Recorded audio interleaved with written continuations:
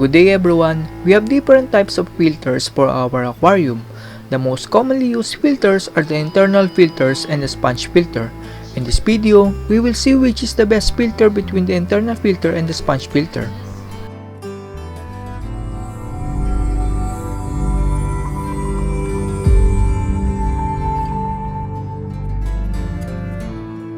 The first thing I did was get two aquariums for internal and sponge filter.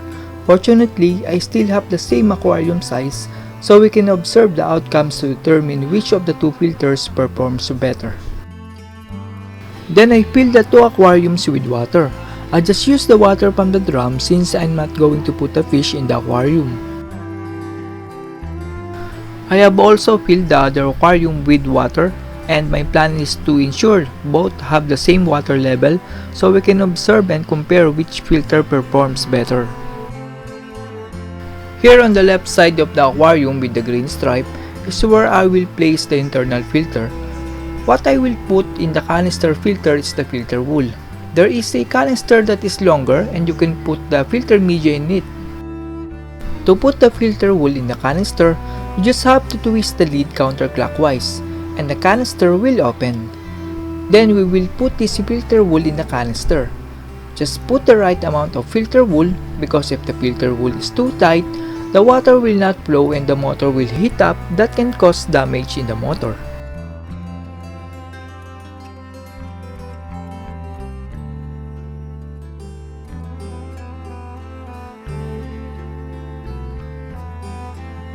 I am now placing the internal filter in the aquarium. I initially planned to position it in the right side. However, I changed its location to the left side because the outlet was not accessible. Here on the right side aquarium is where I will put the sponge filter. We will just put the hose here at the inlet at the top of the sponge filter to work. Then we will insert the other end of the hose into the inlet of the air pump.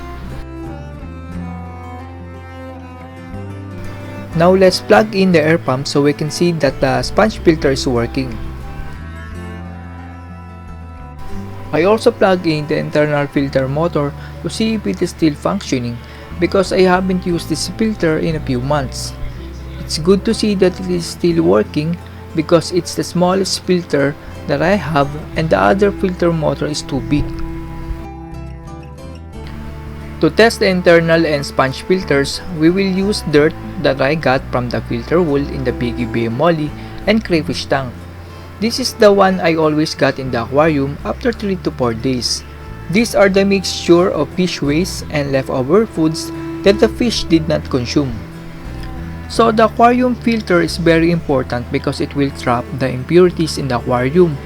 Could you imagine if these dirts are circulating the aquarium tank? It will surely be a source of disease that can kill the fish.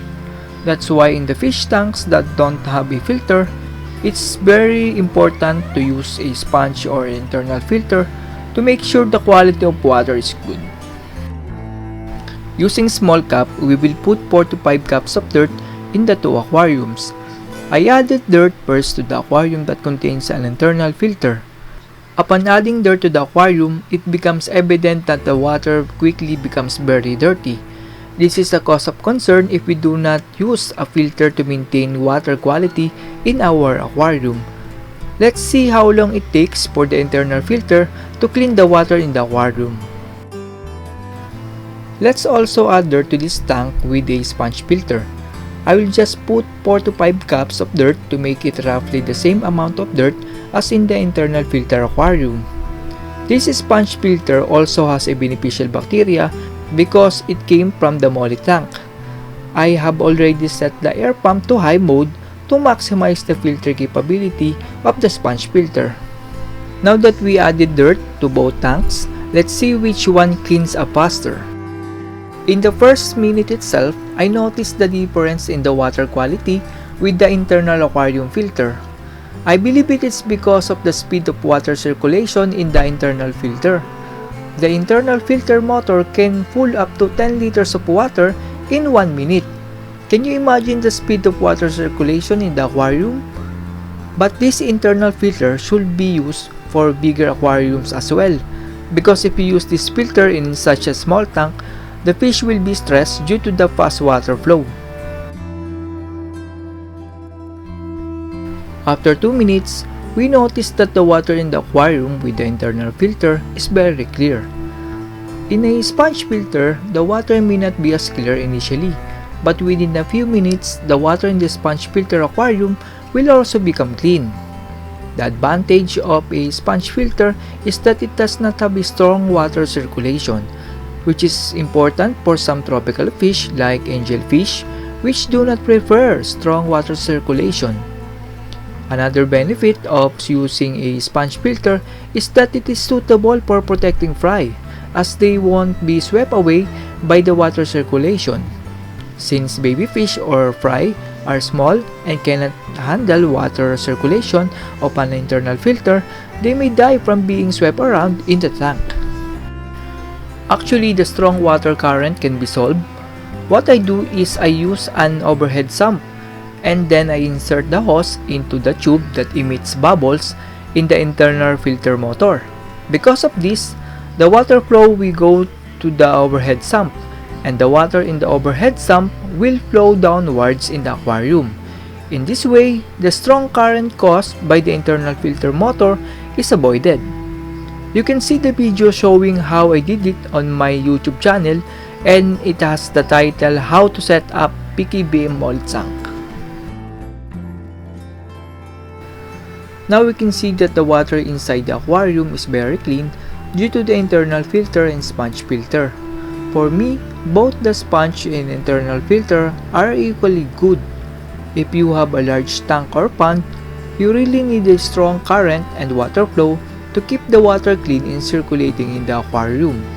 That's when we need a motor like internal filter to quickly circulate the water in the tank or pond. But if your aquarium or tank is small, this is where we need a sponge filter. Sponge filters are an affordable way to clean aquarium water. They offer mechanical filtration and can encourage the growth of beneficial bacteria in your aquarium, contributing to a healthier and more balanced aquatic environment. The winner in this test is the internal filter because of its speed in cleaning the water in the aquarium. However, I can say that the sponge filter is also good for fish that require gentle water flow, such as molly, angelfish, tetra, and other small live-bearing fish. That's all everyone. I would like to say thank you for those who added a comment in my video. Thank you very much, Loser8863, Whirl00, The Whoop Whoop Tour, and MacDaily012. See you again in my next video. This is Chuck and you're watching Biker Drone.